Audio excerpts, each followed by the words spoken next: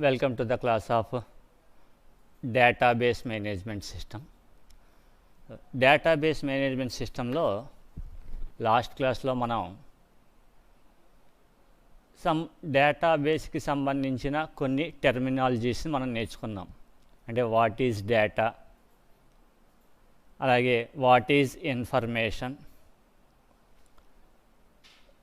What is database and what is DBMS software. ఈ నాలుగింటి గురించి తెలుసుకున్నాం. అలాగే డేటాకి ఇన్ఫర్మేషన్కి ఉన్న డిఫరెన్సెస్ కూడా చూసుకున్నాం. అలాగే ఈ డేటాబేస్ మేనేజ్మెంట్ సిస్టమ్కి సంబంధించిన కొన్ని ఆబ్జెక్టివ్స్ కూడా కొన్ని చెప్పుకున్నాం. అంటే ఫైల్ మేనేజ్మెంట్ సిస్టంతో పోల్చుకుంటే డేటాబేస్ మేనేజ్మెంట్ సిస్టంతో వర్క్ చేయడం వల్ల ఉన్న అడ్వాంటేజ్ ఏంటి, లేదంటే దాటి యొక్క ఫీచర్స్ ఏంటి అని చెప్పుకోవడం కోసం మనం objectives of database management system అనేది కూడా మనం ఒకసారి చెప్పుకున్నాం. సో ఒకసారి ఇవాళ ఆ పాయింట్స్ని రివిజన్ చేసుకుని తర్వాత మనం నెక్స్ట్ క్లాసెస్లో ఈ ఎవాల్యుయేషన్స్ ఆఫ్ డేటాబేసెస్ వీటి గురించి ఒకసారి చెప్పుకుందాం. సో ఆబ్జెక్టివ్స్ ఆఫ్ డేటాబేస్ అంటే అసలు డేటాబేస్ మేనేజ్మెంట్ సిస్టము మనకి ఇంట్రడ్యూస్ చేయడం వల్ల మనకి వచ్చే ఉపయోగాలు ఏంటి అనేది. ఫస్ట్ వన్ వచ్చేటప్పటికి మాస్ స్టోరేజ్ అంటే ఏమని చెప్పుకున్నాం, a database management system software can store a large amount of data or huge amount of data then comparing with the file management system. అంటే ఫైల్స్ రూపంలో మనం డేటాని స్టోర్ చేసుకునే కన్నా డేటాబేస్ మేనేజ్మెంట్ సిస్టంలో మనం ఉపయోగించడం వల్ల ఎక్కువ డేటాని స్టోర్ చేయగలుగుతాం. అలాగే ఓన్లీ డేటాని స్టోర్ చేయడం మాత్రమే కాకుండా డేటా రిట్రీవింగ్ అనేది కూడా మనకి చాలా ఫాస్ట్గా జరుగుతుంది while comparing with the file system.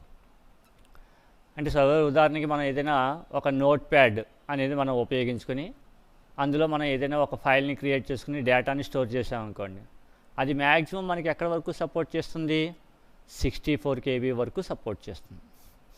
అంతకుమించి మనం డేటాని మనం స్టోర్ చేయలేం. అంటే లార్జ్ అమౌంట్ ఆఫ్ డేటాని స్టోర్ చేసుకోవడానికి ఫైల్ మేనేజ్మెంట్ సిస్టమ్ అంతగా వర్క్ అవ్వదు. అలాగే ఒకవేళ ఫైల్లో మొత్తం డేటా స్టోర్ అయినా డేటా రిట్రీవింగ్ చేయాలి అంటే మనకి చాలా ఇబ్బంది అయిపోతూ ఉంటుంది. అంటే ఫాస్ట్ రిట్రీవల్ ఆఫ్ డేటా ఉండదు. అలా కాకుండా లార్జ్ అమౌంట్ ఆఫ్ డేటాని మనం స్టోర్ చేసుకోవాలి, అలాగే రిట్రీవల్ ఫాస్ట్గా ఉండాలి అనుకుంటే కనుక then we will go for the objectives of the database సిస్టంలో మాస్ స్టోరేజ్ అనేది ఒకటి ఉంది. రెండవది రిమూవ్స్ డూప్లిసిటీ. ఇది మెయిన్ ప్రాబ్లం అమ్మ. అంటే ఫైల్ మేనేజ్మెంట్ సిస్టమ్స్ మనం ఉపయోగించినప్పుడు మనకి ఫైల్స్లో సేమ్ డేటా మనకి డిఫరెంట్ నెంబర్ ఆఫ్ ఫైల్స్లో మనం ప్లేస్ చేసుకుంటూ ఉంటాం. ఎందుకంటే ఫైల్స్ రూపంలో డేటాని స్టోర్ చేసేటప్పుడు ఈ ఫైల్స్ అన్నీ కూడా ఇండివిజువల్గా ఉంటాయి కాబట్టి ఒకదానికొకటి లింక్ అనేది ఏమీ ఉండదు. కాబట్టి మనం ఏదైనా సమ్ ఇన్ఫర్మేషను ఒకటి కన్నా ఎక్కువ ఫైల్స్లో మెయింటైన్ చేయాలి అంటే ఈచ్ అండ్ ఎవ్రీ టైము కూడా మళ్ళీ మనం ఏం చేస్తుంది, సేమ్ డేటాని డిఫరెంట్ నెంబర్ ఆఫ్ ఫైల్స్లో స్టోర్ చేసుకుంటూ ఉండాలి. అలా స్టోర్ చేసుకుంటడం వల్ల మనకి ఏమవుతుంది అంటే స్టోరేజ్ కెపాసిటీ అనేది మనకి ఎక్కువ వేస్ట్ అయిపోతుంది. అలా వేస్ట్ అవ్వకుండా ఉండడం కోసం DBMS guarantees that there will be no duplicity among records. అంటే వాటిల్లో మనం డేటా మొత్తాన్ని మనం రికార్డ్స్ రూపంలో స్టోర్ చేస్తాం. సో ఈ రికార్డ్స్ రూపంలో స్టోర్ చేసేటప్పుడు మనం ఎప్పుడైతే ఒక న్యూ రికార్డుని ఇన్సర్ట్ చేస్తామో, ఇన్సర్ట్ చేసినప్పుడు అది ఏం చేస్తుందంటే వెంటనే it checks whether that record is already existing in the database or not. Already డేటాబేస్లో ఆ రికార్డ్ ఎగ్జిస్ట్ అయ్యి ఉందా లేదా చూసుకుంటుంది. ఒకవేళ ఎగ్జిస్ట్ అయ్యి ఉంటే కనుక దాన్ని క్యాన్సిల్ చేస్తుంది, లేదంటే రికార్డ్ అనేది ఇన్సర్ట్ అయిపోతుంది. ఇక నెక్స్ట్ అలాగే multiple users access, more than one people can access the same data concurrently అంటే ఆర్ సైమల్టేనియస్లీ. అంటే ఒకే డేటాని ఒకటి కన్నా ఎక్కువ మంది పర్సన్స్ సైమల్టేనియస్గా మనకి యాక్సెస్ చేసుకుంటూ ఉండొచ్చు. అయితే సైమల్టేనియస్గా కాకుండా ఇక్కడ మనం ఏ పదం వాడతాం అంటే కాన్కరెంట్లీ అని అంటాం. అంటే కాన్కరెంట్లీ అంటే ఏంటి, ఒకే డేటాని ఒకటి కన్నా ఎక్కువ మంది యాక్సెస్ చేయడం అన్నమాట. అయితే ఫైల్ మేనేజ్మెంట్ సిస్టంలో మనకి ఈ అడ్వాంటేజ్ ఉండదు. ఫైల్ మేనేజ్మెంట్ సిస్టంలో ఏమవుతుందంటే ఒక ఫైల్ రూపంలో మనం డేటాను స్టోర్ చేసినప్పుడు ఆ data only at a time only ఒక సింగిల్ పర్సన్ మాత్రమే ఓపెన్ చేస్తాడు. ఒకటి కన్నా ఎక్కువ పర్సన్స్ యాక్సెస్ చేయాలి అంటే మనకేం చేయాలి, సేమ్ అదే ఫైల్కి different number of copies maintain చేస్తూ ఉండాలి. దానివల్ల మనకి ఏమవుతుందంటే మళ్ళీ డిస్క్ స్పేస్ అనేది ఎక్కువ వేస్ట్ అయిపోతూ ఉంటుంది. అలా వేస్ట్ అయిపోకుండా ఉండడం కోసం డిఫరెంట్ నెంబర్ ఆఫ్ పీపుల్స్ ఒకేసారి యాక్సెస్ చేయడం కోసం అదే మనకి DBMS అనేది మల్టిపుల్ యూజర్స్ని కూడా ఎట్ ఏ టైం యాక్సెస్ చేయడానికి సపోర్ట్ చేస్తుంది. And next one is the data protection. So DBMS guarantees that the data cannot be accessed by unauthorized persons. అంటే each and every database management సిస్టంలోనూ entire data అంతా tables రూపంలో ఉంటుంది కాబట్టి, అలాగే DBMS అనేది మల్టిపుల్ యూజర్స్ని సపోర్ట్ చేస్తుంది కాబట్టి మల్టిపుల్ యూజర్స్ని సపోర్ట్ చేసేటప్పుడు మనకు వచ్చే మెయిన్ ప్రాబ్లం ఏంటి, అన్ఆథరైజ్డ్ యాక్సెస్. అంటే మనకి ఆ పర్టికులర్ డేటాని యాక్సెస్ చేయాల్సిన అవసరం లేని పర్సన్స్ కూడా మళ్ళీ డేటాని యాక్సెస్ చేస్తూ ఉంటారు. అలా యాక్సెస్ చేయకుండా ఉండడం కోసం కూడా మనకి ఏం చేస్తామంటే డేటాబేస్ మేనేజ్మెంట్ సిస్టంలో ఒక పర్టికులర్ డేటాబేస్ మీద ఎవరైతే different number of users work చేస్తారో ఆ యూజర్స్ అందరి యొక్క డీటెయిల్స్ ముందే మనకి DBMS సాఫ్ట్వేర్లో మనం రిజిస్టర్ చేసుకుంటాం. అంటే ఈచ్ అండ్ ఎవ్రీ యూజర్ని యూనిక్గా ఐడెంటిఫై చేయడం కోసం వాడికి ఒక యూజర్ నేము అలాగే ఒక పాస్వర్డ్ మనం క్రియేట్ చేస్తాం. క్రియేట్ చేసి ఆథెంటికేషన్ని ప్రొవైడ్ చేస్తాం. ఆ ఆథరైజ్డ్ పర్సన్స్ని మనం క్రియేట్ చేయగానే దాంతోపాటు వీళ్ళకి సంబంధించిన కొన్ని రోల్స్ని కూడా స్పెసిఫై చేస్తాం. అంటే ఎంటైర్ డేటాబేస్లో డేటా అంతా డిఫరెంట్ నెంబర్ ఆఫ్ టేబుల్స్ రూపంలో ఉంటుంది కాబట్టి ఏ టేబుల్స్ ఏ పర్సన్స్కి యాక్సెస్ అవ్వాలి అనేది, అలాగే ఆ పర్టికులర్ టేబుల్ మీద ఏ టైప్ ఆఫ్ ఆపరేషన్స్ అంటే డేటాని ఇన్సర్ట్ చేయడము, మాడిఫై చేయడము, డిలీట్ చేయడం, ఇటువంటి ఆపరేషన్స్ ఎవరు ఏ పర్సన్ ఆ ఆపరేషన్స్ చేయాలి అనేది ముందే మనం సమ్ ప్రివిలేజెస్ అనేవి సెట్ చేయడం జరుగుతుంది. సో ఆ ప్రివిలేజెస్ ఉన్న పర్సన్స్ మాత్రమే ఆ పర్టికులర్ ఆపరేషన్స్ని పెర్ఫామ్ చేయగలుగుతారు, ఆ పర్టికులర్ డేటాని యాక్సెస్ చేయగలుగుతారు. ఆ విధంగా అనాథరైజ్డ్ పర్సన్స్ డేటాని యాక్సెస్ చేసుకోకుండా ఉండేటట్టుగా కూడా మనం చేయగలుగుతాం. ఇది ఆబ్జెక్టివ్స్లో ఇంకొక ఆబ్జెక్టివ్స్ ఆఫ్ DBMS. నెక్స్ట్ది మోస్ట్ ఇంపార్టెంట్ పాయింట్ వచ్చేటప్పటికి డేటా బ్యాకప్ అండ్ రికవరీ. ఎందుకంటే ఈచ్ అండ్ ఎవ్రీ ఆర్గనైజేషన్కి కూడా the data is the most important asset. ఎందుకంటే డేటా అనేది ఉంటేనే దాని నుంచి మనం ఇన్ఫర్మేషన్ని జనరేట్ చేయగలుగుతాం. ఆ ఇన్ఫర్మేషన్ని బేస్ చేసుకునే మనం ఏం చేయగలుగుతాం, యూజర్స్కి సంబంధించిన బిజినెస్కి సంబంధించిన ఏవైనా సమ్ డెసిషన్స్ అనేవి తీసుకోవడం జరుగుతుంది. సో అలా కాకపోతే మళ్ళీ ఆ డెసిషన్స్ని తీసుకోవడం మనకి జరగదు కాబట్టి మనం ఏం చేస్తామంటే మనకి ఈచ్ అండ్ ఎవ్రీ ఆర్గనైజేషన్కి data is the most important component. So అటువంటి డేటా మనకి లాస్ అవ్వకుండా ఉండడం కోసం మనం ఏం చేస్తుండాలి, ఈచ్ అండ్ ఎవ్రీ టైము ఆ పర్టికులర్గా ఉన్న డేటా మొత్తాన్ని సెపరేట్గా ఇంకొక కాపీలో, ఎందుకనంటే ఏవైనా సమ్ డిజాస్టర్స్ రావడం వల్ల కానీ, లేదంటే అన్ఎక్స్పెక్టెడ్గా ఏదైనా హార్డ్ డిస్క్ ఫెయిల్ అవ్వడం కానీ, లేదంటే సిస్టమ్ ఫెయిల్యూర్ కానీ అయితే మనకి ఎంటైర్ డేటా అంతా కూడా లాస్ అయిపోతుంది. కాబట్టి అలా లాస్ అవ్వకుండా ఉండాలంటే బ్యాకప్ తీసుకోవాలి. బ్యాకప్ తీసుకోవాలంటే సాధారణంగా మనం ఫైల్స్ రూపంలో పెట్టుకున్నాం అనుకోండి, మనం చేయాలి ఆ ఫైల్ మొత్తాన్ని ఇంకొక పెన్ డ్రైవ్లోకో లేదంటే ఇంకో సమ్ ఎక్స్టర్నల్ హార్డ్ డిస్క్లోకో మళ్ళీ ఇక్కడ కాపీ చేసుకుని మళ్ళీ అక్కడ పేస్ట్ చేసుకుంటూ ఉండాలి. సో ఆ కాపీ పేస్ట్ అనేది మనం డే బై డే మన ఈచ్ అండ్ ఎవ్రీ టైము కూడా మనం ఏం చేయాలి, మాన్యువల్గా చేసుకుంటూ ఉండాలి. అదే ఇలా ఈ ప్రాసెస్ అంతా మనం మాన్యువల్గా చేయక్కర్లేకుండా ఎవ్రీ DBMS సాఫ్ట్వేర్లోనూ కూడా మనకి బ్యాకప్ అని చెప్పేసి ఒక ఫీచర్ ఉంటుందమ్మా. బ్యాకప్ అండ్ రికవరీ 2 ఫీచర్స్ ఉంటాయి. సో ఈ బ్యాకప్ అనే ఫీచర్ ఏం చేస్తుంది అంటే ఎప్పటికప్పుడు డేటాబేస్లో మనం అప్పటి వరకు మనం స్టోర్ చేసిన ఎంటైర్ డేటా అంతటినీ కూడా ఇట్ టేక్స్ ద బ్యాకప్. అంటే ఎప్పటికప్పుడు అది కాపీ చేసి వేరే సమ్ అదర్ లొకేషన్లోకి సేవ్ చేసుకుంటుంది. సో ఒకవేళ ఫ్యూచర్లో మనకి ఎప్పుడైనా ఆ పర్టికులర్ డేటా మనకి హార్డ్ డిస్క్ ఫెయిల్యూర్ అవ్వడం వల్ల కానీ, లేదంటే సిస్టమ్ క్రాష్ అవ్వడం కానీ జరిగితే we can recover the backed up data from that backup అన్నమాట. So there was a backup of database, so it can be recovered at any time. అలాగే నెక్స్ట్ ఇంకేం చెప్పుకున్నాం, every one can work on DBMS. అయితే DBMS సాఫ్ట్వేర్తో మనకి work చేయాలి అంటే వాడికి మ్యాక్సిమం ఎక్కువ టెక్నికల్ నాలెడ్జ్ ఉండాల్సిన అవసరం లేదు. Even a non technical person can also work on DBMS. అంటే మనకి ఈ DBMS సాఫ్ట్వేర్ని ఉపయోగించి మనం డేటాని స్టోర్ చేయడం కానీ రిట్రీవ్ చేయడం కానీ అంటే డేటా మ్యానిపులేషన్ ఆపరేషన్స్ ఏవైనా చేయాలి అనుకుంటే వాటి కోసం మామూలుగా సమ్ అదర్ ప్రోగ్రామింగ్ లాంగ్వేజెస్ అవి ఎక్కువగా రావాల్సిన అవసరం అయితే ఏమీ లేదు. అంటే ప్రోగ్రామింగ్ లాంగ్వేజెస్ C++, జావా ఇటువంటి మోస్ట్ టెక్నికల్ నాలెడ్జ్ ఏమీ లేకుండా ఈవెన్ MS ఆఫీస్తో వర్క్ చేయగలిగే పర్సన్స్ ఎవరైనా సరే DBMSతో వర్క్ చేయగలుగుతారు. ఎందుకంటే DBMSలో ఈ డేటాబేస్ ఆపరేషన్స్ని పెర్ఫామ్ చేయడానికి సంబంధించిన కొన్ని కమాండ్స్ని ప్రొవైడ్ చేయడానికి మనకి స్పెషల్గా ఒక లాంగ్వేజ్ ఉంటుందమ్మా. దాన్ని సపోర్టింగ్ లాంగ్వేజ్ SQL అంటాం. ఇందులో జస్ట్ ఓన్లీ కమాండ్స్ రూపంలో ఉంటాయి. ఆ కమాండ్స్ కూడా ఎంత మనకి just 1 line 1 or maximum 2 lines commands ఉంటాయి. సో ఆ కమాండ్స్ని మనం ఈసారి ఈజీగా నేర్చుకోగలుగుతాం కాబట్టి even a non technical person can also work on the database. ఇది ఒకటి చెప్పుకున్నాం. తర్వాత next the DBMS provides the integrity. Integrity means the data is authentic and consistent. Consistent అంటే it always maintains the proper data. Improper data అనేది ఏమీ లేకుండా మనకి maintain చేసుకుంటూ ఉంటుంది. అలాగే ఆ పర్టికులర్ డేటాని ఎవరు యాక్సెస్ చేయాలి, ఎవరు యాక్సెస్ చేయకూడదు అనేది మనం ఆథరైజ్డ్ పర్సన్స్ని మనం యాక్సెస్ చేసి ఉంచుతాం కాబట్టి the integrity means authentic and consistent. ఇక నెక్స్ట్ వన్ వచ్చేటప్పటికి platform independent. This is the last point. అయితే ఈ ప్లాట్ఫామ్ ఇండిపెండెంట్ అంటే అర్థం ఏంటంటే the DBMS software can run on any platform. ఇక్కడ ప్లాట్ఫామ్ అంటే which is nothing but the operating system అమ్మ. అంటే ఉదాహరణకి ఇప్పుడు మనం ఒరాకిల్ అనే ఒక డేటాబేస్ మేనేజ్మెంట్ సిస్టమ్ సాఫ్ట్వేర్ ఉంటుంది. అదే ఈ సాఫ్ట్వేర్ని మీరు యూజ్ చేసుకోవాలనుకుంటే either you can use the Windows operating system. అంటే మనం ఎక్కువగా యూజ్ చేసేది ఇదేనమ్మా, విండోస్ ఆపరేటింగ్ సిస్టమ్ని యూజ్ చేసుకోవచ్చు. లేదంటే లైనెక్స్ ఆపరేటింగ్ సిస్టమ్ని ఉపయోగించుకోవచ్చు. లేదంటే సోలరిస్. ఇలాగ ఏ ఆపరేటింగ్ సిస్టంలోనైనా సరే we can install the database management system software and it can be executed అనమాట. ఇవి మనకి ఆబ్జెక్టివ్స్ ఆఫ్ DBMS. ఇవి లాస్ట్ క్లాస్లో మనం ఆల్రెడీ చూసిందే.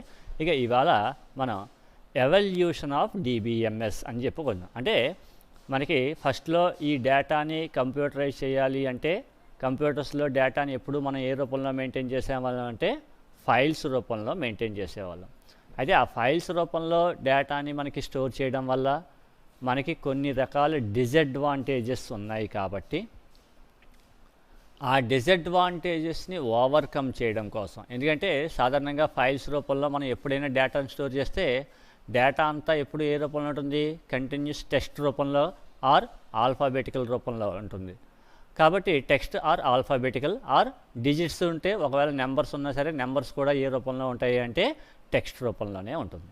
అయితే ఇలా ఉండడం వల్ల డేటాని రిట్రీవ్ చేయడము లేదంటే డేటాని మాడిఫై చేయడం, డిలీట్ చేయడం ఇటువంటి ప్రాబ్లమ్స్ వస్తున్నాయి. కాబట్టి ఎంటైర్ డేటా మొత్తాన్ని టెక్స్ట్ రూపంలో కాకుండా రికార్డ్స్ రూపంలో మెయింటైన్ చేసుకుందామని అనుకున్నారు. ఆ రికార్డ్స్ రూపంలో మెయింటైన్ చేద్దామనే ఆలోచన వచ్చిన దగ్గర నుంచి ఇప్పుడు ప్రజెంట్గా మనకి మార్కెట్లో యూజ్ చేస్తున్న DBMS సాఫ్ట్వేర్స్ వరకు వచ్చిన టెక్నాలజికల్ చేంజెస్ని మనం ఏంటంటే evolution of database management system అంటాం. సో ఈ ఎవల్యూషన్ ఆఫ్ డేటాబేస్ మేనేజ్మెంట్ సిస్టంలో చెప్పాం కదా, ఫస్ట్లో ఇనీషియల్గా ఎంటైర్ డేటా అంతా ఎప్పుడు ఏ రూపంలో ఉండేది అంటే ఫైల్స్ రూపంలో ఉండేది. 1968 దగ్గర నుంచి, అంటే మనకి థర్డ్ జనరేషన్ కంప్యూటర్స్ తయారైన దగ్గర నుంచి డేటాని పర్మనెంట్గా స్టోర్ చేసుకోవాలి అంటే అవన్నీ ఎప్పుడు ఏ రూపంలో స్టోర్ అవుతాయి అంటే ఫైల్స్ రూపంలోనే స్టోర్ అవుతూ ఉంటాయి. And predecessor of database and data was maintained in a flat file. అంటే ఫైల్ ఆర్ సింపుల్గా దాన్ని మనం అంటే ఫ్లాట్ ఫైల్ అంటారు. దాన్ని సింపుల్గా మనం ఫైల్ అంటాం. అంటే ఫ్లాట్ అనే పదం పలకుండా ఫ్లాట్ ఫైల్ అంటే ఫైల్స్ రూపంలోనే డేటా స్టోర్ అవుతూ వచ్చింది. ఇక అయితే ఈ మోడల్ కాకుండా దాని తర్వాత నుంచి వాళ్ళు ఏం చేశారంటే ఎంటైర్ డేటా మొత్తాన్ని ఫైల్స్ రూపంలోనే టెక్స్ట్ రూపంలో కాకుండా డేటా రిట్రీవింగ్ పర్పస్ ఈజీగా ఉండడం కోసం ఎంటైర్ డేటా మొత్తాన్ని ఏం కన్వర్ట్ చేశారంటే రికార్డ్స్ రూపంలోకి కన్వర్ట్ చేసుకున్నారు. కన్వర్ట్ చేసుకుని డేటాని మనకి స్టోర్ చేయడం మొదలుపెట్టారు. అయితే ఇటువంటి కలెక్షన్ ఆఫ్ రికార్డ్ అంటే రికార్డ్ అంటే which is nothing but the complete information of an horizontal row అనమాట. ఒక ఎంటైర్ హారిజాంటల్, ఒక సపోజ్ ఉదాహరణకి ఒక స్టూడెంట్కి సంబంధించిన డీటెయిల్స్ని స్టోర్ చేయాలనుకున్నాను.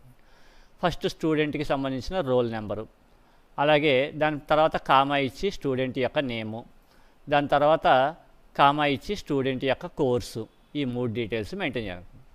అంటే ఇలాంటి దాంట్లో మనం ఏం చేస్తామంటే ఈచ్ అండ్ ఎవ్రీ స్టూడెంట్ డీటెయిల్స్ని మనం ఏం చేస్తామంటే ఒక హారిజాంటల్ లైన్లో రాసుకుంటూ వెళ్తుంటాం. అంటే ఫస్ట్ స్టూడెంట్ ఏదో some A1, roll number 1, student name వచ్చేటప్పటికి ఏదో సమ్ A, కోర్స్ వచ్చేటప్పటికి ఏదో సమ్ BSc. ఇప్పుడు దీని తర్వాత ఈ రోల్ నెంబర్ని, నేము, కోర్సు మూడింటిని మనం ఏం చేస్తామంటే కామాతో సెపరేట్ చేసి ఒక స్టూడెంట్కి సంబంధించిన ఇన్ఫర్మేషన్ ఏం చేస్తామంటే ఇలా ఒక లైన్లో రాస్తాం.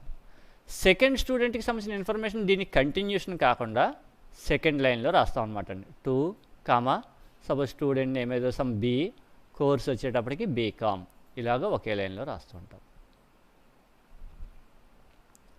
సో అంటే ఇది ఒక హారిజాంటల్ ఇన్ఫర్మేషన్, ఇది ఒక హారిజాంటల్. ఈ హారిజాంటల్ ఇన్ఫర్మేషన్ని మనం ఏమని పిలుస్తామంటే రికార్డ్ అని పిలుస్తుంటాం.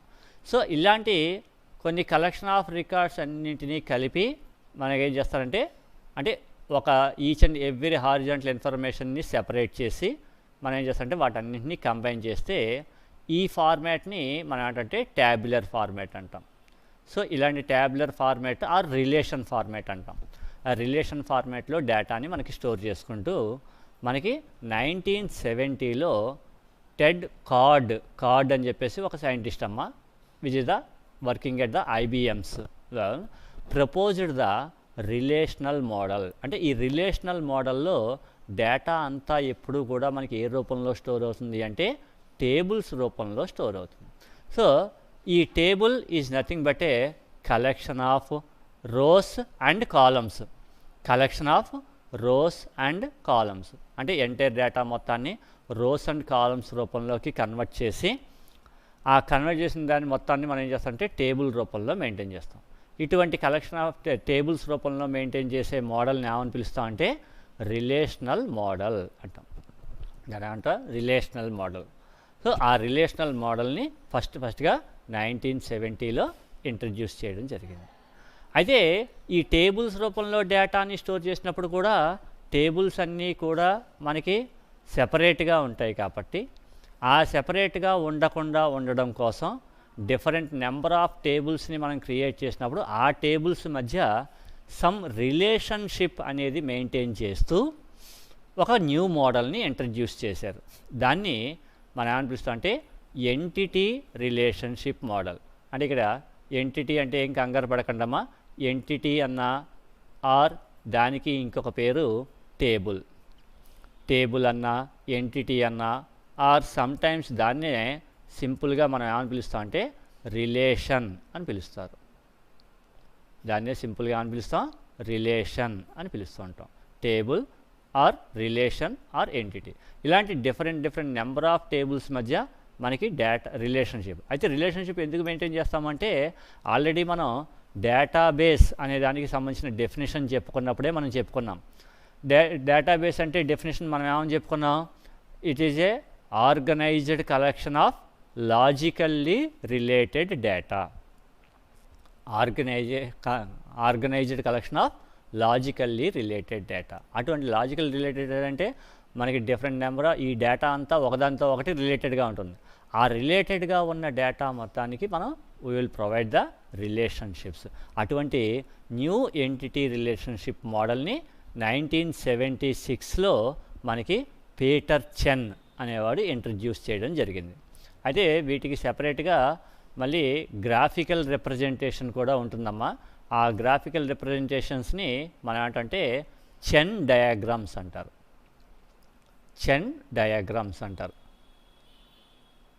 చెన్ డయాగ్రాము, క్రౌఫోర్ట్ మోడల్ అని చెప్పేసి 2 మోడల్స్ ఉంటాయి. ఈ మోడల్స్ తోటి మనం ఏం చేస్తామంటే ఎంటైర్ డేటాబేస్ మొత్తాన్ని గ్రాఫికల్ రూపంలో రిప్రజెంట్ చేయడానికి ఉపయోగిస్తాం. సో అటువంటి ఎంటిటీ రిలేషన్షిప్ మోడల్ని 1976లో ఇంట్రడ్యూస్ చేయడం జరిగింది. అదే అంటే మనకి ఫ్లాట్గా ఫైల్లో ఎంటైర్ డేటా మొత్తాన్ని క్యారెక్టర్స్ రూపంలో మనం స్టోర్ చేసుకోవడం దగ్గర నుంచి ఇండివిజువల్ రికార్డ్స్, ఆ ఇండివిజువల్ రికార్డ్స్ అన్నింటినీ కలిపి మళ్ళీ టేబుల్ రూపంలో రిలేషనల్ మోడల్ వరకు ఇంప్లిమెంట్ చేసి ఆ రిలేషన్ మోడల్లో కూడా డేటా అంతా టేబుల్స్ రూపంలో ఉంటాయి. అయితే టేబుల్స్ కూడా ఇండివిజువల్గా సెపరేట్గా ఉండకుండా ఒక టేబుల్లోంచి ఇంకొక టేబుల్లోకి డేటాని మనకి రిలేషన్షిప్ని ప్రొవైడ్ చేయడానికి ఎంటిటీ రిలేషన్షిప్ మోడల్ 1976లో మనకి అది ఇది with in the very short period మొత్తం 8 ఇయర్స్లో చూడండి ఎంతవరకు డెవలప్ అయిపోయిందో. తర్వాత 1980స్లో ఈ డేటా అంతా ఎంటిటీస్ రూపంలో మెయింటైన్ చేస్తామని చెప్పుకున్నాం చూసారా. అయితే అలా ఎంటిటీస్ని రూపంలో మెయింటైన్ చేయాలి అంటే ఫస్ట్ ఆఫ్ ఆల్ మనం ఏం చేయాలి, ఆ టేబుల్స్ని క్రియేట్ చేసుకోవాలి, అలాగే టేబుల్స్ మధ్య రిలేషన్షిప్స్ని మెయింటైన్ చేయాలి, అలాగే డిఫరెంట్ టేబుల్స్లో ఏ కాలమ్స్ ఉండాలి, వాటిల్లో ఏ టైప్ ఆఫ్ డేటా స్టోర్ అవ్వాలి, ఇవన్నీ మనం డిసైడ్ చేసుకున్న తర్వాత ఆ టేబుల్స్ని క్రియేట్ చేయడం కానీ లేదంటే టేబుల్లోకి డేటాని ఇన్సర్ట్ చేయడం, మోడిఫై చేయడం, డిలీట్ చేయడం, ఇవన్నీ మనం మాన్యువల్గా చేసుకునే వాళ్ళం. అయితే అలా మాన్యువల్గా లేకుండా ఉండడం కోసం వాటిని కూడా కంప్యూటరైజ్ చేయడం కోసం ఒక డేటాబేస్ మీద మనం ఏవైతే డిఫరెంట్ నెంబర్ ఆఫ్ ఆపరేషన్స్ని పెర్ఫామ్ చేస్తామో, ఆపరేషన్స్ అంటే ఏదర్ యూజర్స్ని క్రియేట్ చేయడం దగ్గర నుంచి ఆ యూజర్స్కి ప్రొవైడ్ చేయాల్సిన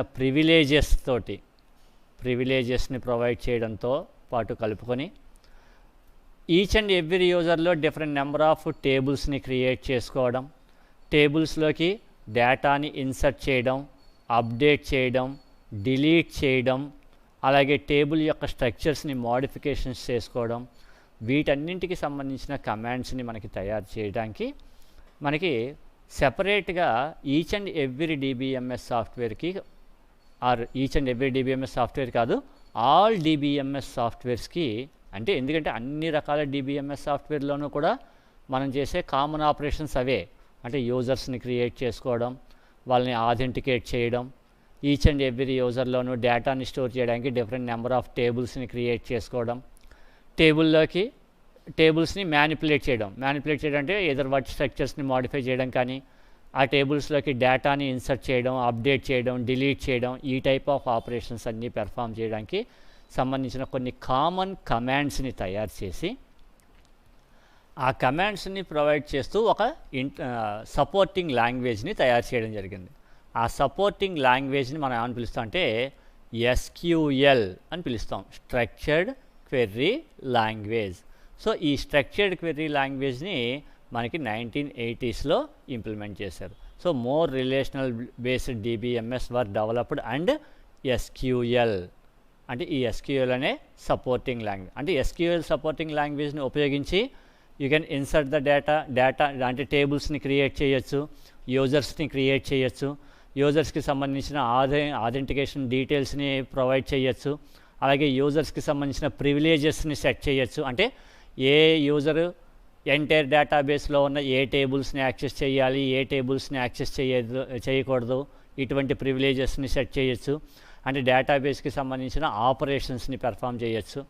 అంటే టేబుల్స్ని క్రియేట్ చేయడం, వాటిలోకి డేటా ఇన్సర్ట్ చేయడం, అప్డేట్ చేయడం, డిలీట్ చేయడం, అలాగే టేబుల్లో ఉన్న డేటాని రిట్రీవ్ చేయడం, లేదంటే 2 డిఫరెంట్ టేబుల్స్లో ఉన్న డేటాని కంబైన్ చేస్తూ రిట్రీవ్ చేయడం.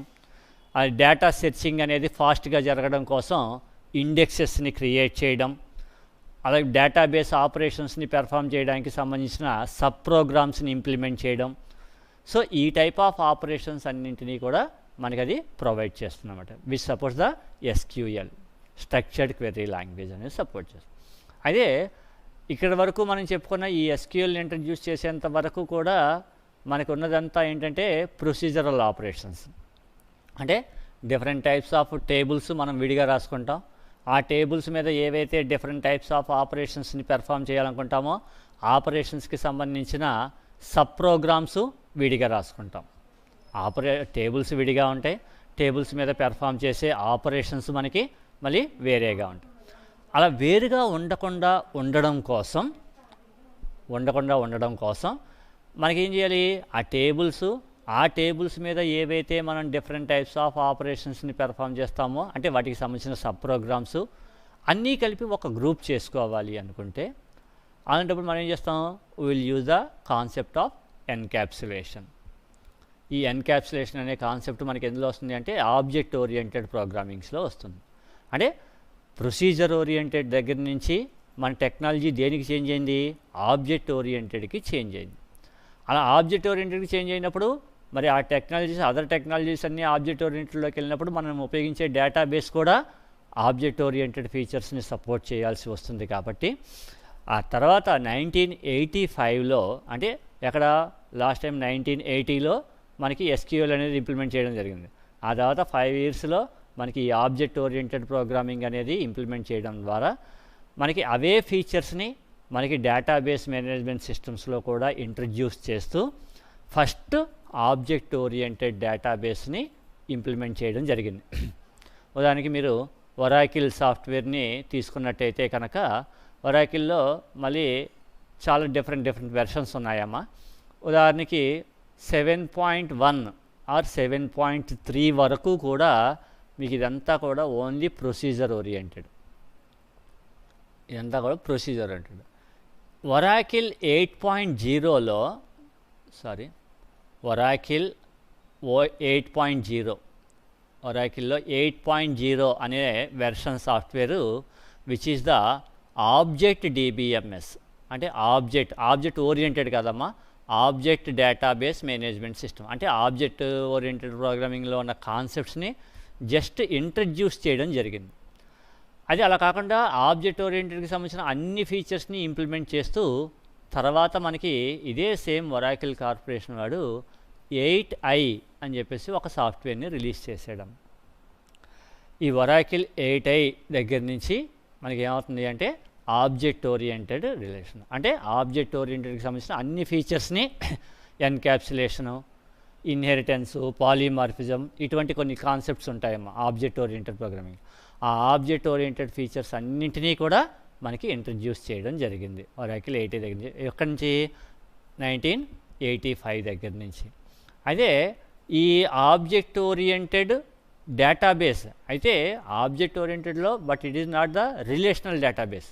అయితే ఆ ఆబ్జెక్ట్ ఓరియంటెడ్ ఫీచర్స్తో పాటుగా రిలేషనల్ డేటాబేస్ మేనేజ్మెంట్ సిస్టమ్ ఫీచర్స్ని కూడా ఇంట్రడ్యూస్ చేస్తూ ఆ object oriented relational database management system సాఫ్ట్వేర్స్ని ఇంప్లిమెంట్ చేయడం మనకి ఎక్కడి నుంచి జరిగిందంటే 1990s నుంచి. అంటే ఒరాకిల్ 8i, దాని తర్వాత 9i అని చెప్పేసి ఒకటి వచ్చిందమ్మా. తర్వాత 10G ఒకటి వచ్చింది, 11 ఎక్స్ప్రెస్, 11EX ఇలాంటి డిఫరెంట్ వెర్షన్. ఇవన్నీ కూడా object oriented relational database management సిస్టమ్స్ని 1990 దగ్గర నుంచి ఇంట్రడ్యూస్ చేయడం జరిగింది. అదే ఆ తర్వాత ఇంకా టెక్నాలజీస్ డెవలప్ అవుతూ మనకి ఈ లోకల్ ఏరియా నెట్వర్క్ దగ్గర నుంచి ఇంటర్నెట్ వరకు వచ్చేసాం. అయితే అటువంటి ఇంటర్నెట్తో కూడా మనకి డేటాబేస్ని మ్యానిపులేట్ చేయగలిగేటట్టుగా మనకి డేటాబేస్ మేనేజ్మెంట్ సిస్టమ్ సాఫ్ట్వేర్స్ని ఇంప్లిమెంట్ చేయడం జరిగింది. So in 1995 they introduce the first internet database applications. అంటే ఇంటర్నెట్ ద్వారా కూడా డేటాబేస్ మేనేజ్మెంట్ సిస్టమ్స్ అప్లికేషన్ సాఫ్ట్వేర్స్ని మనం ఎగ్జిక్యూట్ చేయగలుగుతాం which is introduced in the 1995.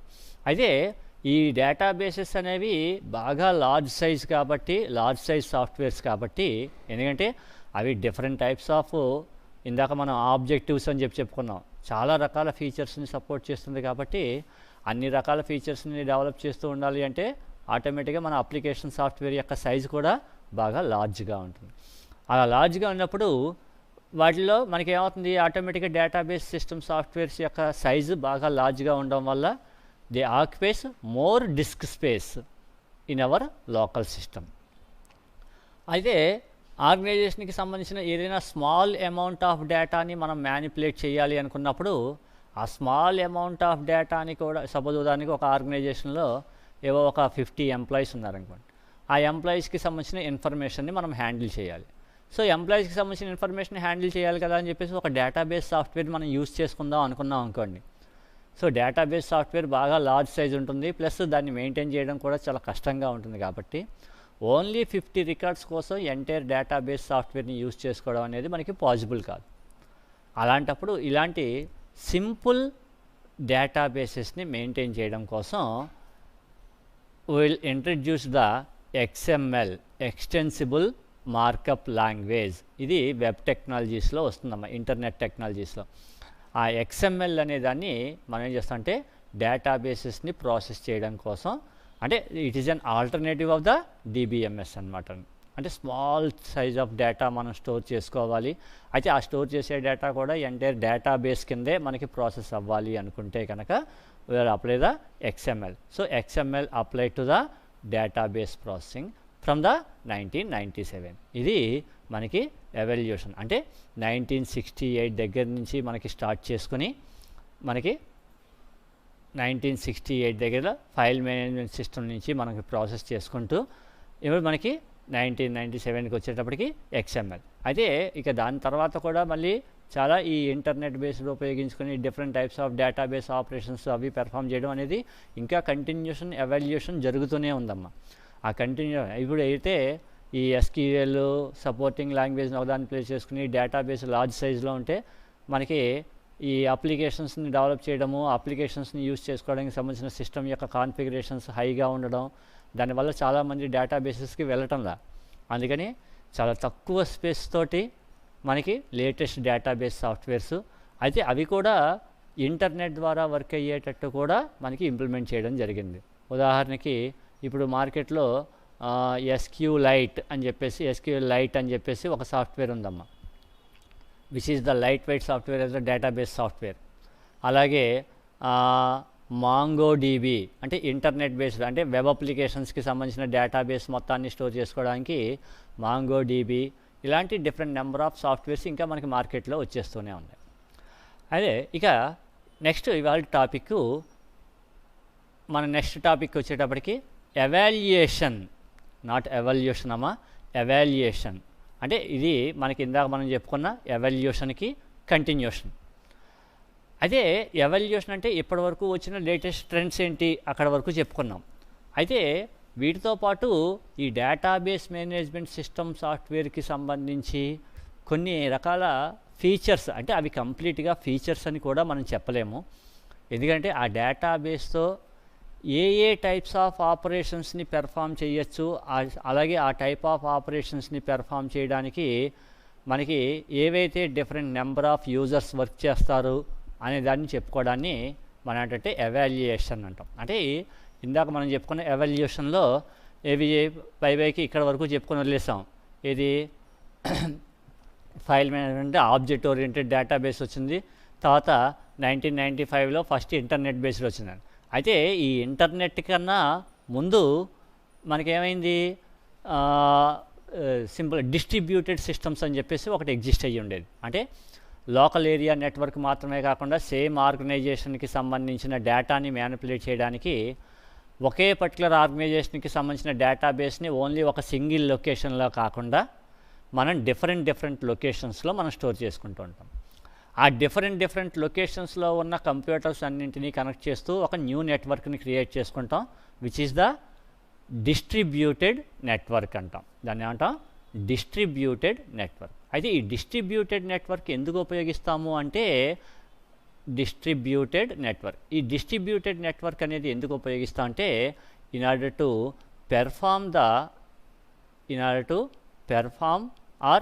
To execute the real time applications. వీటిని ఉపయోగించి రియల్ టైమ్ అప్లికేషన్స్ అంటే రియల్ టైమ్ అప్లికేషన్స్ అంటే మీకు సింపుల్గా ఈజీగా అర్థమయ్యేటట్టు కామన్ ఎగ్జాంపుల్ చెప్పుకునేది ఏంటంటే ఆన్లైన్ రిజర్వేషన్, టికెట్ రిజర్వేషన్స్ లాంటివి. అంటే ఇప్పుడంటే ఇంటర్నెట్ ద్వారా యాక్సెస్ చేసుకుంటున్నాం కాబట్టి ఆన్లైన్ టికెట్ రిజర్వేషన్ అంటాం. ఈ ఆన్లైన్ టికెట్ రిజర్వేషన్కి ముందు ఉన్నది మనకి రియల్ టైమ్ సిస్టమ్సే. అంటే ఉదాహరణకి ఒక రైల్వే మనం టికెట్స్ బుక్ చేసుకోవాలి అనుకున్నాం కూడా. సో ఎంటైర్ కంట్రీ మొత్తం ఈ రిజర్వేషన్ సెంటర్స్ డిఫరెంట్ సెంటర్స్ ఉంటుంటాయి. అలాగే డిఫరెంట్ ట్రైన్స్ ఉంటాయి. వాటికి సంబంధించి మనం ఏదైనా ఒక టికెట్ బుక్ చేసుకోవాలనుకున్నాం అనుకోండి. ఒకే టికెట్ మరి 2-3కి రాకుండా ఉండాలి అంటే ఈ రైల్వే డిపార్ట్మెంట్కి సంబంధించి ఏవైతే డిఫరెంట్ నెంబర్ ఆఫ్ కంప్యూటర్స్, అలాగే ఈచ్ అండ్ ఎవ్రీ రిజర్వేషన్ కౌంటర్లో కానీ, లేదంటే ఈచ్ అండ్ ఎవ్రీ రైల్వే స్టేషన్లో కానీ, అంటే ఇప్పుడంటే అంతా ఆన్లైన్ వచ్చేసింది కాబట్టి మనం రైల్వే స్టేషన్కి వెళ్ళటం లేదమ్మా. ఒకప్పుడు మనకి ఈ రైల్వేకి రిజర్వేషన్ చేయించుకోవాలంటే కంపల్సరీ రైల్వే స్టేషన్కి వెళ్ళి అక్కడ ఉన్న రిజర్వేషన్ కౌంటర్లో అప్లికేషన్ ఫిల్ చేయాల్సి ఇస్తుంది. సో అలా ఇచ్చినప్పుడు మరి ఎంటైర్ కంట్రీ మొత్తంలో different number of railway stations ఉన్నాయి. ఆ ఈచ్ అండ్ ఎవ్రీ రైల్వే స్టేషన్లోనూ ఒక రిజర్వేషన్ కౌంటర్ ఉంటుంది. సో ఒక రిజర్వేషన్ కౌంటర్లో ఒక పర్టికులర్ ట్రైన్లో ఒక పర్టికులర్ డేట్ నాడు ఒకరు ఒక సీట్ రిజర్వేషన్ చేసుకున్నారనుకోండి, సేమ్ అదే సీట్ మళ్ళీ ఇంకొక సమ్ అదర్ పర్సన్కి యాక్సెస్ చేయకూడదు. కాబట్టి ఈ రిజర్వేషన్కి సంబంధించిన డీటెయిల్స్ అంతటినీ కూడా అన్ని సిస్టమ్స్ యాక్సెస్ చేయాలి. అలాగని చెప్పేసి రిజర్వేషన్ కౌంటర్స్ అన్నీ ఒకే లొకేషన్లో ఉంటాయా? ఉండవు, డిఫరెంట్ లొకేషన్స్లో ఉంటాయి. సో ఆ డిఫరెంట్ లొకేషన్స్లో ఉన్న కంప్యూటర్స్ అన్నింటినీ కనెక్ట్ చేయడాన్ని మనం ఏంటంటే డిస్ట్రిబ్యూటెడ్ నెట్వర్క్ అంటాం. సో ఆ డిస్ట్రిబ్యూటెడ్ నెట్వర్క్ ఇటువంటి రియల్ టైమ్ అప్లికేషన్స్ని ఇంప్లిమెంట్ చేయడానికి ఉపయోగపడుతుంది. సో ఆ రియల్ టైమ్ ఎవల్యూషన్ అని చెప్పేసి మనకి ఒకటి ఉంటున్నాము. అంటే డిస్ట్రిబ్యూటెడ్ నెట్వర్క్ ద్వారా కూడా డేటాబేస్లో ఉన్న డేటాని డిఫరెంట్ నెంబర్ ఆఫ్ లొకేషన్స్ నుంచి యాక్సెస్ చేసుకోవడం కానీ, లేదంటే డిఫరెంట్ లొకేషన్స్లో నుంచి ఒక పర్టికులర్ డేటాని ఏదైనా అప్డేట్ చేయడం కానీ, లేదంటే మాడిఫై చేయడం కానీ మనకి జరుగుతూ ఉంటాయి. సో ఇటువంటి రియల్ టైమ్ అప్లికేషన్స్ని కూడా డేటాబేస్ని ఇంట్రడ్యూస్ చేయడం జరిగింది. అదంతా ఎప్పుడు 1995కి ముందే. అయితే 1995లో ఈ ఇంటర్నెట్ బేస్డ్ వచ్చిన తర్వాత the database can also be used for the web performance evolution అంటాం. వెబ్ పెర్ఫార్మెన్స్ ఎవల్యూషన్ ఇందాక మనం చెప్పుకుంది రియల్ టైమ్ ఎవాల్యుయేషన్. దాని తర్వాత వెబ్ పెర్ఫార్మెన్స్ ఎవాల్యుయేషన్ అని చెప్పి ఒకటి. అంటే ఇంటర్నెట్ ద్వారా మనకి ఎంటైర్ డేటాబేసెస్ మొత్తాన్ని యాక్సెస్ చేయడం. అయితే ఇలా యాక్సెస్ చేయాలి అంటే ఈ డేటాబేస్ మీద ఈ డిఫరెంట్ టైప్స్ ఆఫ్ ఆపరేషన్స్ అన్నీ పెర్ఫామ్ చేయడానికి మళ్ళీ డిఫరెంట్ నెంబర్ ఆఫ్ యూజర్స్ ఉంటారు. ఆ యూజర్స్లో మనకి మెయిన్గా చెప్పుకునేది ఏంటంటే ఫస్ట్ వన్ వచ్చేటప్పటికి the application programmers. First one is the application programmers. అంటే అప్లికేషన్ ప్రోగ్రామర్స్ అంటే ఎవరు అంటే ఈ ఎంటైర్ డేటాబేస్ మొత్తాన్ని మనకి ప్రాసెస్ చేయడం కోసం, ఎంటైర్ డేటాబేస్ మొత్తాన్ని మ్యానిపులేట్ ఆర్ మేనేజ్ చేయడం కోసం మనకి సమ్ అప్లికేషన్. ఎందుకంటే డేటాబేస్ సాఫ్ట్వేర్ని మనం డైరెక్ట్గా యూజ్ చేసుకోవాలి అనుకుంటే మళ్ళీ ఏం చేయాలి? ఆ data each and every database సాఫ్ట్వేర్కి ఒక సపోర్టింగ్ లాంగ్వేజ్ ఉంటుంది, SQL. అది ఈ SQL మళ్ళీ కంపల్సరీ మనం నేర్చుకోవాలి. అంటే అందులో ఉన్న కమాండ్స్ అవి మనం నేర్చుకోవాలి. అది each and every time commands మనకి different number of users computer మీద వర్క్ చేస్తూ ఉంటారు. వర్క్ చేస్తున్న ప్రతి యూజరు SQL నేర్చుకుని రావాలి అంటే మనకి అది పాసిబుల్ అయ్యే విషయం కాదు. అందుకని అంటే ఎండ్ యూజర్స్ అంటారు, ఎవరైతే అప్లికేషన్స్ని యూజ్ చేసుకుంటారో వాళ్ళని మనం ఏమంటాం అంటే ఎండ్ యూజర్స్ అంటారు. ఎండ్ యూజర్స్ ఆర్ వీళ్ళనే మనం ఏమని పిలుస్తామంటే నైవ్ యూజర్స్ అంటారు. End users are naive users అంటారు. సో ఈ నైవ్ యూజర్స్కి ఆ పర్టికులర్ డేటాబేస్ని మనం యూజ్ చేసుకోవాలి అంటే మళ్ళీ వాళ్ళందరూ కూడా SQL అనేది మనకి నేర్చుకుని రావాల్సి వస్తుంది. అయితే అలాగనే అందరు యూజర్స్ కూడా SQL నేర్చుకోవడం అనేది మనకి పాసిబిలిటీ ఉండదు. కాబట్టి ఈ ఎండ్ యూజర్స్కి డేటాబేస్ని మ్యానిపులేట్ చేయడం కోసం ఈజీగా ఉండేటట్టుగా వాళ్ళు ఏం చేస్తారంటే సమ్ గ్రాఫికల్ అప్లికేషన్స్ని వాళ్ళు డెవలప్ చేసి ఉంచుతారు. అంటే ఒక పర్టికులర్ డేటాబేస్ మీద మనం ఏ టైప్ ఆఫ్ ఆపరేషన్స్ పెర్ఫామ్ చేయాలనుకుంటే ఆ ఆపరేషన్స్, అంటే డేటాని ఇన్సర్ట్ చేయాలి అనుకున్నాం అనుకోండి, ఇన్సర్ట్ చేయడానికి ఒక ప్రోగ్రామ్ తయారు చేస్తాం. అలాగే డేటాని మోడిఫై చేయాలి, దానికోసం మళ్ళీ ఒక ప్రోగ్రామ్ తయారు చేసుకుంటాం.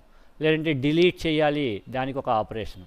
అలాగే టేబుల్లో మనకి స్టోర్ అయిన డేటాని రిట్రీవ్ చేయాలి, దానికి ఒక అప్లికేషన్ ప్రోగ్రామ్. ఇలాగా ఒక పర్టికులర్ డేటాబేస్ మీద ఏవైతే మనం డిఫరెంట్ టైప్స్ ఆఫ్ ఆపరేషన్స్ని పెర్ఫామ్ చేయాలి అనుకుంటామో ఆ ఆపరేషన్స్కి సంబంధించిన అప్లికేషన్ ప్రోగ్రామ్స్ని డెవలప్ చేస్తారు. ఆ అప్లికేషన్ ప్రోగ్రామ్స్ని డెవలప్ చేయడానికి కొంతమంది యూజర్స్ ఉంటారమ్మా. వాళ్ళని మనం ఏంటంటే అప్లికేషన్ ప్రోగ్రామర్స్. సింపుల్గా మన పరిభాషలో చెప్పాలి అంటే ద సాఫ్ట్వేర్ ఇంజనీర్స్. ఈ సాఫ్ట్వేర్ ఇంజనీర్స్ ఏం చేస్తారు? మనం కంప్యూటర్తో ఏవైతే డిఫరెంట్ టైప్స్ ఆఫ్ ఆపరేషన్స్ని పెర్ఫామ్ చేయాలి అనుకుంటామో ఆ ఆపరేషన్స్ అన్నింటికి సంబంధించిన అప్లికేషన్ ప్రోగ్రామ్స్ని వాళ్ళు తయారు చేసి ఉంచుతారు. సో అటువంటి అప్లికేషన్ ప్రోగ్రామర్స్ ఉంటారు. ఈ అప్లికేషన్ ప్రోగ్రామర్స్ డెవలప్ చేసిన ప్రోగ్రామ్స్ని యూజ్ చేసుకునే వాళ్ళని మనం ఏంటంటే end users are naive users. వాళ్ళనే మనకు రియల్ లైఫ్లో సింపుల్గా చెప్పాలి అంటే the people which are nothing but the computer operators. Computer operators అంటాం కదమ్మా. ఆ ఆపరేటర్స్ అంతా ఏం చేస్తారంటే వాళ్ళు ఎంటైర్ ఆపరేషన్స్ మొత్తం పెర్ఫామ్ చేయడానికి వాళ్ళు స్టడీగా మనకేమి వాళ్ళు ఓన్గా కమాండ్స్ అవి ఏం నేర్చుకుని రారమ్మా. సింపుల్గా ఈ అప్లికేషన్ ప్రోగ్రామర్స్ మనం డెవలప్ చేసిన అప్లికేషన్ ప్రోగ్రామ్స్ని వాళ్ళు యూజ్ చేసుకుంటూ ఉంటారు. అటువంటి యూజర్స్ని మనం ఏమని పిలుస్తాం అంటే end users are the naive users. అయితే ఈ అప్లికేషన్ ప్రోగ్రామర్స్ అనేవాళ్ళు ఏం చేస్తారని చెప్పుకున్నాం, ఎంటైర్ డేటాబేస్లో ఉన్న డేటాబేస్ని మ్యానిపులేట్ చేయడానికి అవసరమైన ఆపరేషన్స్ని పెర్ఫామ్ చేయడానికి అవసరమైన ప్రోగ్రామ్స్ని డెవలప్ చేస్తారు అని చెప్పుకున్నాం. అయితే సాధారణంగా అప్లికేషన్ ప్రోగ్రామ్స్ని డెవలప్ చేయడం అంటే దానికి మళ్ళీ ఈ డేటాబేస్ కాకుండా ఇంకొక సమ్ అదర్ టెక్నాలజీస్ వాడతారు.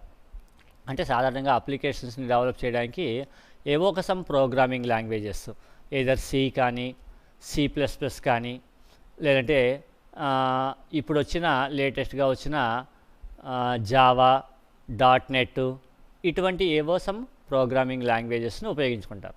అది ఇవి ప్రోగ్రామింగ్ లాంగ్వేజెస్ డిఫరెంట్గా ఉంటాయి, మనం ఉపయోగించే డేటాబేస్ మేనేజ్మెంట్ సిస్టమ్ సాఫ్ట్వేర్ డిఫరెంట్గా ఉంటుంది. సో ఈ రెండింటినీ కమ్యూనికేట్ చేయడం కోసం వాళ్ళు ఏం చేస్తారంటే వాళ్ళు ఏవో సమ్ డ్రైవర్ సాఫ్ట్వేర్స్ని వాటిని ఉపయోగించిన అప్లికేషన్స్ని డెవలప్ చేస్తారు. అయితే కొన్నిసార్లు డేటాబేసెస్ని యూజ్ చేసేటప్పుడు ఈ డేటాబేస్ని మేనేజ్ చేయడానికి సంబంధించిన అప్లికేషన్ సాఫ్ట్వేర్స్ని డెవలప్ చేయాలి అంటే ఈ అప్లికేషన్ సాఫ్ట్వేర్స్కి మనం ఉపయోగించే టెక్నాలజీస్ వేరేగా ఉంటాయి, మన డేటాబేస్ సాఫ్ట్వేర్ మనకి సెపరేట్గా ఉంటాయి. కాబట్టి ఈ DBMS తోటి ఇంటరాక్ట్ అవ్వడానికి మళ్ళీ స్పెషల్గా కొన్ని అప్లికేషన్ ప్రోగ్రామ్స్ అవసరం అవుతాయి.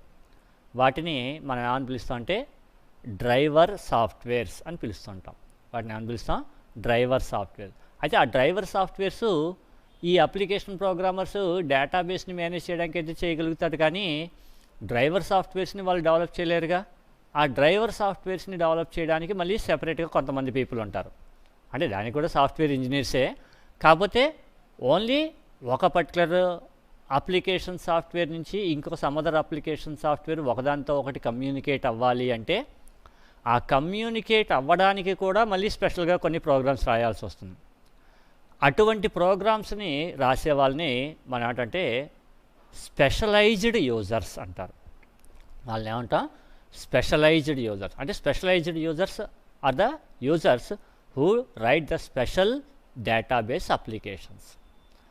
అదే ఈ అప్లికేషన్ సాఫ్ట్వేర్స్ని ఉపయోగించి మన అప్లికేషన్ ప్రోగ్రామర్స్ ఏం చేస్తారు, ఆ స్పెషలైజ్డ్ యూజర్స్ డెవలప్ చేసిన అప్లికేషన్ ప్రోగ్రామ్స్ తోటి మనం ఉపయోగించుకుని వాళ్ళు అప్లికేషన్ ప్రోగ్రామ్స్ని డెవలప్ చేయడానికి ఉపయోగించాలనుకున్న టెక్నాలజీస్ని అలాగే డేటాబేస్ మేనేజ్మెంట్ సిస్టము ఇంటరాక్ట్ అయ్యేటట్టు చేసుకుంటారనమాట. సో అటువంటి సాఫ్ట్వేర్స్ని డిజైన్ చేసే వాళ్ళని మనం అంటే స్పెషలైజ్డ్ యూజర్స్ అంటారు. అయితే ఈ స్పెషలైజ్డ్ యూజర్స్ కాకుండా ఇంకా కొంతమంది యూజర్స్ ఉంటారమ్మా. వాళ్ళని మనం ఏంటంటే సోఫిస్టికేటెడ్ యూజర్స్ అంటారు. అంటే సోఫిస్టికేటెడ్ యూజర్ అంటే ఏంటంటే, సపోజ్ ఒక డేటాబేస్ మేనేజ్మెంట్ సిస్టమ్ సాఫ్ట్వేర్ని మనం తీసుకుంటే, ఇందాక మనం ఆబ్జెక్టివ్స్ చెప్పుకున్నప్పుడు ఒక పాయింట్ చెప్పుకున్నాం. సో DBMSలో డేటాబేస్ మేనేజ్మెంట్ ఆపరేషన్స్ని పెర్ఫామ్ చేయడంతో పాటు ఇంకా సమ్ ఇంటర్నల్గా సమ్ ఆపరేషన్స్ని పెర్ఫామ్ చేయడానికి ఈచ్ అండ్ ఎవ్రీ DBMSకి మనకి ఒక సపోర్టింగ్ లాంగ్వేజ్ అనేది తయారు చేయబడి ఉంటుంది. దాన్ని మనం ఏంటంటే SQL అంటాం. సో ఆ SQL ఉపయోగించి ఈ అప్లికేషన్స్ని డెవలప్ చేసేటప్పుడు కొన్ని ఆపరేషన్స్ని, అంటే అన్ని రకాల ఆపరేషన్స్ని మనం అప్లికేషన్ ప్రోగ్రామ్స్ ద్వారా మనకి పెర్ఫామ్ చేయడం అనేది మనకి కుదరదు. కొన్నిసార్లు ఏం చేయాల్సి వస్తుంది అంటే కొన్ని ఆపరేషన్స్ ఓన్లీ డేటాబేస్ సాఫ్ట్వేర్లో మాత్రమే ఎగ్జిక్యూట్ అవ్వాల్సి ఉంటుంది. ఉదాహరణకి నేను ఏదైనా ఒక ఎంటైర్ బ్యాంక్కి సంబంధించి ఒక అప్లికేషన్ సాఫ్ట్వేర్ని డెవలప్ చేయాలనుకున్నాను. సో ఆ అప్లికేషన్ సాఫ్ట్వేర్ ఉపయోగించడానికి ఏదో జావాయో .NET ఏదో టెక్నాలజీ ఉపయోగించుకుంటాను. ఆ బ్యాంక్ ట్రాన్సాక్షన్కి సంబంధించిన ఎంటైర్ డేటా మొత్తం స్టోర్ అవ్వడానికి నేను ఒక డేటాబేస్ సాఫ్ట్వేర్ని సెలెక్ట్ చేసుకున్నాను. సపోజ్ ఒరాకిల్ అని చెప్పేసి ఒక DBMS సాఫ్ట్వేర్ని తీసుకున్నాను. సో ఆ DBMSలో మనం ఏం చేస్తాం, ఎంటైర్ ఆర్గనైజేషన్కి సంబంధించిన డేటాబేస్ మొత్తాన్ని స్టోర్ చేసుకోవడానికి డిఫరెంట్ నెంబర్ ఆఫ్ టేబుల్స్ని మనం క్రియేట్ చేసుకుంటాం. సో ఆ టేబుల్స్లో ఏదో సమ్ ఎంప్లాయీస్కి సంబంధించిన ఇన్ఫర్మేషన్ అంతా స్టోర్ అవడానికి ఎంప్లాయీస్ అని చెప్పి ఒక టేబుల్ ఉంది. సో ఈ ఎంప్లాయీస్కి సంబంధించిన డేటాని మనం ఏం చేస్తాం, ఫస్ట్ టైము ఆ పర్టికులర్ ఎంప్లాయీస్కి సంబంధించిన డీటెయిల్స్ని స్టోర్ చేస్తాం. ఎంప్లాయీ నెంబరు, ఎంప్లాయీ నేము, అలాగే వాడి యొక్క డిజిగ్నేషను, ఇవన్నీ మనం స్టోర్ చేస్తాం. సపోజ్ ఒక 1 year అయిన తర్వాత ఈ ఎంటైర్ ఆర్గనైజేషన్లో ఉన్న ఎంప్లాయీస్ అందరికీ శాలరీ ఇంక్రిమెంట్ చేయాలి అనుకున్నాం.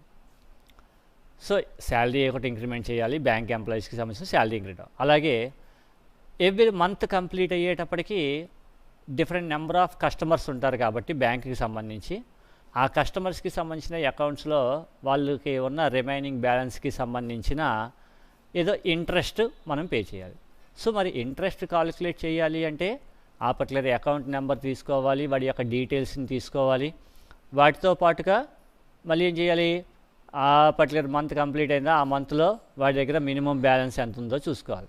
ఆ మినిమం బ్యాలెన్స్కి బ్యాంక్ వాడి యొక్క రేట్ ఆఫ్ ఇంట్రెస్ట్ని బట్టి ఇంట్రెస్ట్ని కాలిక్యులేట్ చేసి దాంట్లో వాడి అకౌంట్లో డిపాజిట్ చేయాలి. అంటే ఒక కస్టమర్ యొక్క అకౌంట్ దగ్గర నుంచి డేటాని రిట్రీవ్ చేయాలి, దాంట్లో మినిమం బ్యాలెన్స్ ఎంత ఉందో చెక్ చేయాలి, దానికి మళ్ళీ డేటాని మళ్ళీ అప్డేట్ చేయాలి, అప్డేట్ చేసిన కానీ మళ్ళీ డేటాని మళ్ళీ డేటాబేస్లో స్టోర్ చేయాలి. సో ఇవన్నింటికి అప్లికేషన్ ప్రోగ్రామ్ రాయాలంటే కష్టం. అందుకని ఇంటర్నల్గా ఎవ్రీ మంత్ డేటాబేస్లోనే ఇంటర్నల్గా దానంతటా అదే ఎగ్జిక్యూట్ అయ్యేటట్టు ఒక ప్రోగ్రామ్స్ రాస్తాం. అటువంటి ఓన్లీ డేటాబేస్ సైడే ఇంటర్నల్గా ఎగ్జిక్యూట్ అయ్యేటట్టు ప్రోగ్రామ్ రాసే వాళ్ళని మనం ఏంటంటే సోఫిస్టికేటెడ్ యూజర్స్ అంటాం. సో ఇటువంటి సోఫిస్టికేటెడ్ యూజర్స్ కూడా మనకి ఎగ్జిస్ట్ అయ్యి ఉంటారు. ఇవన్నీ ఉపయోగించి we will develop the internet based database అప్లికేషన్స్ని వాటిని డెవలప్ చేసుకుంటుంటాం. ఇది టోటల్గా ఎవాల్యుయేషన్ ఆఫ్ డేటాబేస్ సాఫ్ట్వేర్స్.